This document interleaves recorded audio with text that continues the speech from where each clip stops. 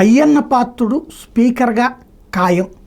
Already Pawan Kalyan ఆయన పేరు ప్రతిపాదించడం, Telugu Desam party తరపున ఉన్నటువంటి అయ్యన్న పాత్రుని అందరూ కలిసి బలపరచడం, భారతీయ జనతా పార్టీ, తెలుగుదేశం పార్టీ అందరూ ఇక ఆటోమేటిక్గా స్పీకర్ అవ్వడమే.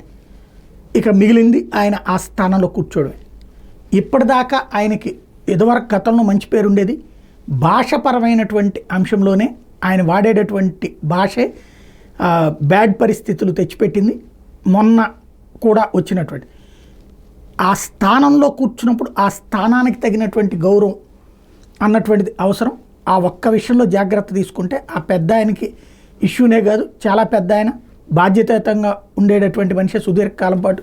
ఈ మధ్య కాలంలోనే అసహనం అన్నటువంటి కారణంగా అది మేబీ అధికార యంత్రాంగపు వ్యవహార శైలి, జగన్ ప్రభుత్వం తనను వేధిస్తుంది అన్నటువంటి కారణంగా భాషపరమైనటువంటి సంస్కారం కొంత కొరవడింది. ఇప్పుడు అధికారంలోకి వచ్చాక మళ్ళీ ఆ సంస్కారం రావాలని ఆశించాలి, కానీ మొన్న జరిగింది. బట్ మనిషి అయితే సుదీర్ఘ రాజకీయ అనుభవం ఉన్నటువంటి వ్యక్తి, అట్లాగే బడుగు బలహీన వర్గాల నుంచి వచ్చినటువంటి వ్యక్తి కాబట్టి ఆయన ఆ స్థానానికి, అందులో ఎమ్మెల్యేగా కూడా సుదీర్ఘ అనుభవం ఉన్నటువంటి వ్యక్తి కాబట్టి సూట్ అయినటువంటి వ్యక్తి.